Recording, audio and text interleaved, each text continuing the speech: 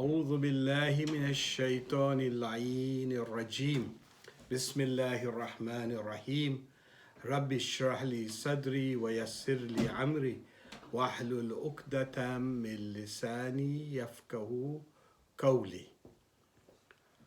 Following on from our first part talk from the book of Marhum Mulla Asghar M.M. Jafar, introducing beautifully in his own words Nahjul Balagha to a novice who wishes to take journey into this most splendid and eloquent of books, which is full of knowledge and wisdom.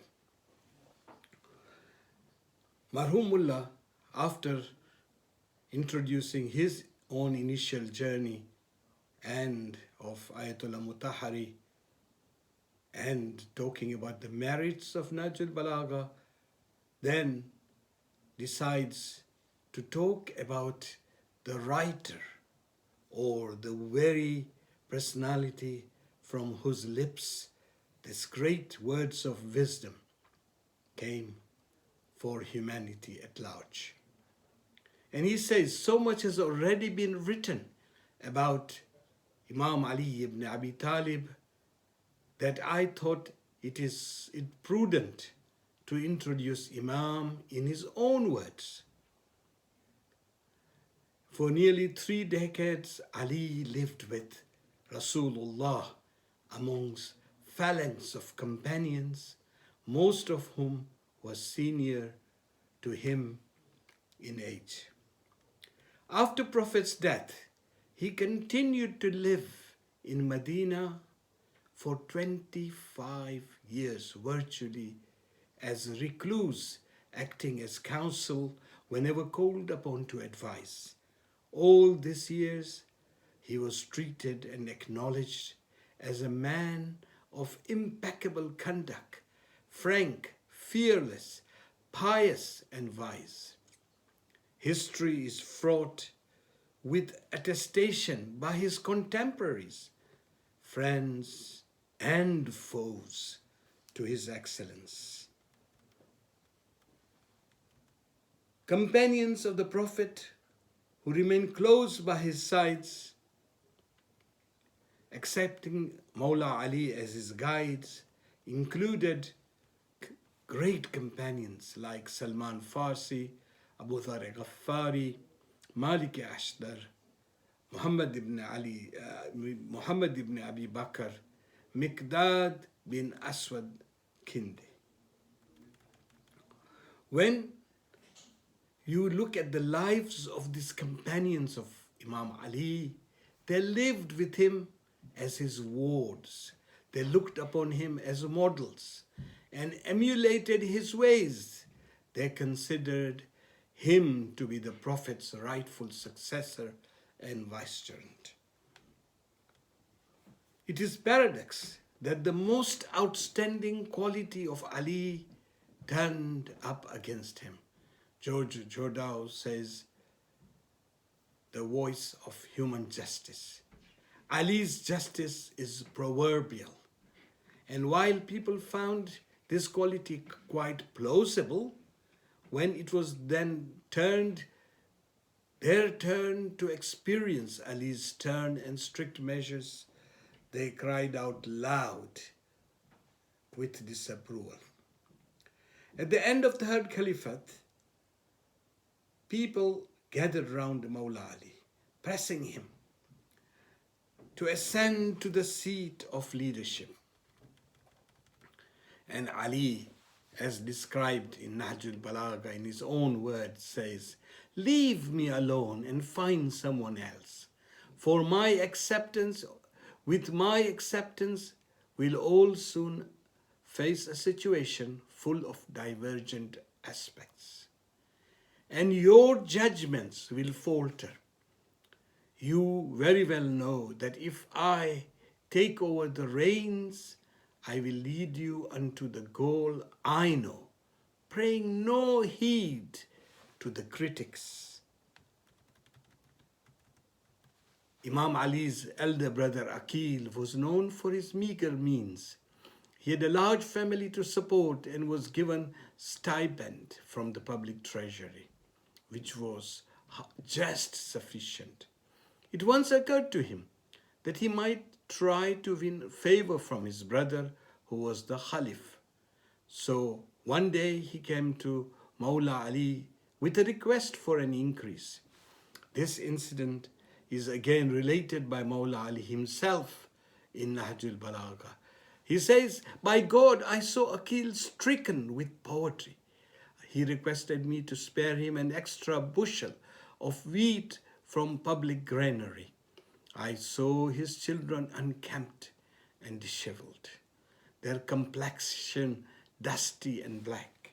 He came quite often to me, prevailing upon me persistently. I lent him my ears till he thought I was prepared to sell my conscience and faith at his hands. I heated a piece of iron in fire, and when it was red hot, I brought it near to him so that he may just feel the heat. He screamed in pain like an ailing man about to be scorched and shriveled. So I said, 'May the mourners mourn you. O Aqil, you groan and mourn because of the little heat generated by the fire lit up by a man in playful demonstration. And you wish me to drive me to the fire kindled by Almighty for the retribution.'" As a child, Ali ibn Abi Talib lived with the Prophet. In his own words, Mawla in Nahjul Balagha says, "I sprang forth from the line of Rabia and Madhar and was placed in my childhood amongst the noblest of Arabs. How close I was to the Prophet, enjoying his special attention. I was in his lap when a baby, and he kept me close to his bosom. He kept me close to himself when he slept. I felt secure in his warmth and imbued his fragrance. He fed me with his own loving hands and at times chewed hard bits for me to eat. He never found me lying, nor did he find me unbecoming in conduct. I followed in his wake like a young weaned camel follows its mother. Every year he would seek refuge in the cave of Hira, when none but I saw him. I saw the light of revelation, and the message inhaled the sweet fragrance of divine covenant." So Mawla Ali talks about inhaling the sweet fragrance of divine covenant. Clearly, Ali worshipped none but Allah, and in his lifetime he never bowed in awe or prostrate to worship the idols. He says, "And those companions of Muhammad, peace be upon him and his progeny, who acted as his aid and confidant, very well know that I have never for a second wavered or flinched upon the path of the Prophet. There has been occasion when the bravest flickered and faltered, and the marching steps withdrew, but I stood by the side of the Prophet, firm and undaunted. It was the courage given by Allah." Then he goes on to say in another part of Nahjul Balagha, "I heard Shaitan wail and lament when the first revelation came upon him, peace be upon him. And I said, 'O Prophet of God, what is this lamentation?' And he said, 'It is the devil, despondent of his control over man. No doubt you hear what I hear and witness what I see.'" What an endorsement by Rasulullah. We find that Imam Ali stayed near the Prophet through thick and thin. And it is narrated that when the Prophet passed away, Imam Ali says in Nahjul Balagha, Prophet of God died with his head resting upon my breast, breathing his last over my palms.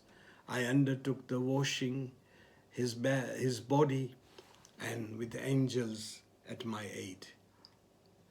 Then he goes to say, so who is more entitled than I am in this life and the hereafter to the rights of the Prophet? We find Mulla Ali talking about Saqifa in Nahjul Balagha.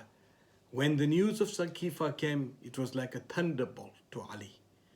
He says, by God, the fellow squeezed himself into the array of Khilafat, very well knowing that I was indispensable as a pivot is to the kern. The torrent of wisdom flowed from me, and the high flying could not scale my height. So I retired and withdrew. Mulla Ali married Fatimatul Zahra, the only daughter of the Prophet. The marriage took place in the first year after the Prophet's migration to Medina. Imam Ali had 2 sons and 2 daughters, namely Hassan and Hussein, Zainab and Kulthum. The 5th one, named Mohsin, died in miscarriage caused by the impact of the door flung upon her by the people trying to take away Ali to swear oath of allegiance. Imam Ali buried her and said the following words, Salams to you, O Prophet, narrated in Nahjul Balagha. Salams unto you, O Prophet, from me and from your daughter. Being buried in your proximity and joining you so soon, O Prophet of God, her departure has left me immersed in grief and snatched away my restrained endurance. So here is your trust deposited and your charge entrusted back. Then he says, O Rasulullah, your daughter will inform you how your so-called followers join hands to usurp her rights. Thus, Nahjul Balagha describes various aspects of the life of the words, the life of Mawla Ali, who wrote Nahjul Balagha, or whose words were written in Nahjul Balagha.